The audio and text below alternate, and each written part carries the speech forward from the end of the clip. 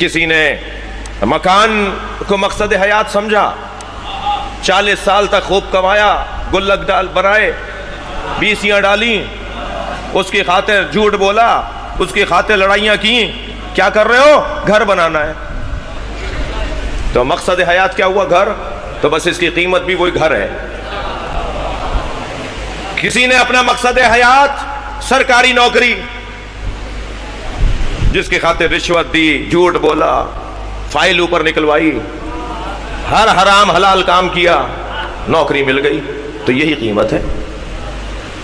اس کا مقصد زندگی یہی نوکری ہے۔ بیٹا پڑھ کیوں رہے ہو؟ نوکری کرنی ہے۔ اللہ نے پیدا کیا ہے آزاد رہنے کے لیے، یہ نوکری کرنا چاہتا ہے۔ بھائی کاروبار کیوں نہیں کرتے؟ میں جعفر طیار کے مرکزی امام بارگاہ سے خطاب کر رہا ہوں، اور پاکستان کی بڑی شیعہ آبادی ہے جس سے میں خطاب کر رہا ہوں۔ ایک پیغام دینا چاہتا ہوں، خدا کے واسطے نوکریوں سے اپنے آپ کو بچائیے، کاروبار کیجئے۔ جی کاروبار کیجئے، زیرو سے شروع ہو۔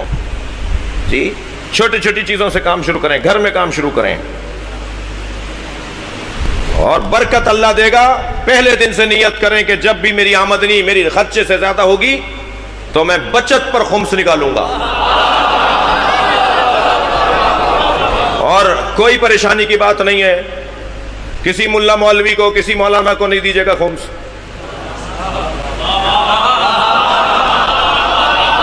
آپ مرجع تقلید سے اجازت لے کر اپنا خمس خود خرچ کیجئے، اپنے عزیزوں میں خرچ کیجئے، اپنے علاقے کے مدرسے میں خرچ کیجئے، اپنے محلے کی مسجد کی جو ضرورت ہے وہ پوری کیجئے۔ اجازت لے لیجئے ان سے جو غیبت امام میں ہمارے رہبر ہیں، ہمارے سرپرست ہیں، ہمارے رکھوالے ہیں، ہمارے رہنما ہیں، پھر خود خرچ کیجئے۔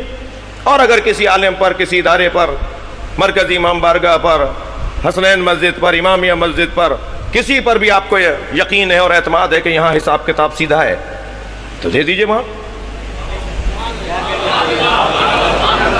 جی لہذا پہلے دن سے نیت کریں۔ میں آپ کو آج امام سجاد کی قسم کھا کے کہہ رہا ہوں،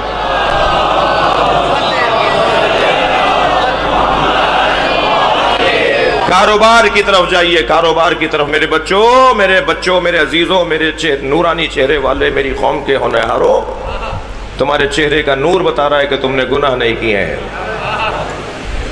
تم گناہوں سے بچاتے ہو اپنے آپ کو۔ کاروبار کی طرف جاؤ۔ اللہ نے اب یہ صاحب ساری زندگی جوڑتے رہے کہ کسی طرح نوکری کر لیں، کسی طرح۔ کیوں پڑھ رہے ہو؟ نوکری کرنے کے لیے۔ بھائی نوکری کرنے کے لیے نہیں پڑھتے، آزادی کے لیے پڑھتے ہیں۔ تمہاری تو بنیاد ہی غلط ہے، تم تو اسیری کے لیے پڑھ رہے ہو، تم تو غلامی کے لیے پڑھ رہے ہو۔ میں جس پہلو سے، وہ والی باتیں تو سب کرتے ہیں نا، یہ والی بات تو کر سن لیجئے نا۔ نوکریوں کی بات تو سب کرتے ہیں، نوکریوں سے ہٹانے والی بات بھی تو سن لیجئے۔ نوکری کیوں کرنی ہے؟ مالکی کیوں نہیں کرنی؟ غلامی کیوں کرنی ہے؟ سرداری کیوں نہیں کرنی؟ اپنے اوپر اعتماد بڑھاؤ، اپنے اوپر بھروسہ کرو۔ یہی میری قیمت بنے گی، یہی تو میری قیمت ہے۔ چھوٹی چھوٹی چیزوں کے عوض، چھوٹی چھوٹی چیزوں کے عوض سودے کرنا، یہ اچھا، یہ کامیاب انسان نہیں ہے۔ جب اللہ نے مکھیوں کو، مچھروں کو، بچھوؤں کو، سانپوں کو بغیر مقصد کے نہیں بنایا تو مجھے بھی بغیر مقصد کے نہیں بنایا۔ اب میرا مقصد کیا ہے؟ جو میری قیمت ہے وہ میرا مقصد ہے۔ میری قیمت کیا ہے؟ میں جانتا نہیں ہوں مولانا اپنے آپ کو، تو میں اپنی قیمت کیا لگاؤں گا؟ کیسا سوال لے بیٹھے آج؟ تو میں نہیں جانتا مگر علی تو خود کو جانتے ہیں، تو مولا کی خدمت میں جا کر کہتے ہیں مولا آپ نے اپنی قیمت کیا لگوائی، ہم بھی دیکھا دیکھی میں کچھ کر لیتے ہیں۔ تو میرے مولا نے اپنی جو قیمت لگوائی، سب سے اچھا تاریخ بندگی میں تجارت کرنے والی کوئی اگر ذات ہے تو اسے علی کہتے ہیں۔ کامیاب تاجر کو علی کہتے ہیں۔ ریٹ کون لگواتا ہے؟ جو بڑا تاجر ہوتا ہے۔ قیمت کون لگواتا ہے؟ جو کامیاب تاجر ہوتا ہے۔ اسٹاک ایکسچینج کے اندر کوئی چیئرمین ہوتا ہوگا نا، کیا ہوتا ہے وہ؟ سینئر ممبر کیا ہوتا ہے؟ جو بڑا ہوتا ہے ان سارے چیئرمین، وہ فیصلہ کرے گا نا، آخری بات تو اس کی ہے نا۔ جب بازار عکاظ لگتا تھا، جب مکے میں عالمی منڈی لگتی تھی، ایکسپو سینٹر لگتا تھا، تو سیدۃ التجار، تاجروں کی سیدہ ختیجہ، وہ ریٹ طے کرتی تھیں کہ کون سی جنس کو کتنی قیمت میں بیچا جائے گا۔ ساری دنیا کے تاجر آ کر بیٹھتے تھے، پردہ لگا ہوا ہوتا تھا، بی بی کے دروازے پر، بی بی کے مہمان خانے میں انہیں ٹھہرایا جاتا تھا، دسترخوان لگا ہوا ہوتا تھا۔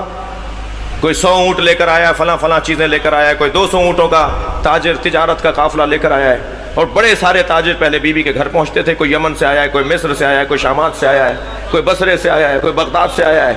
پوری دنیا کے تاجر بازار عکاظ میں جمع ہوتے تھے، اور پھر جناب خدیجہ کے گھر پہلے قیام کرتے تھے، کھانا کھاتے تھے، سستاتے تھے، پھر ایک میٹنگ ہوتی تھی، اور اس میٹنگ میں بی بی پوچھتی تھی تم کیا لائے ہو، تم کیا لائے ہو، تم کیا لائے ہو۔ اس کے بعد بی بی کے مشورے سے ریٹ طے پاتے تھے۔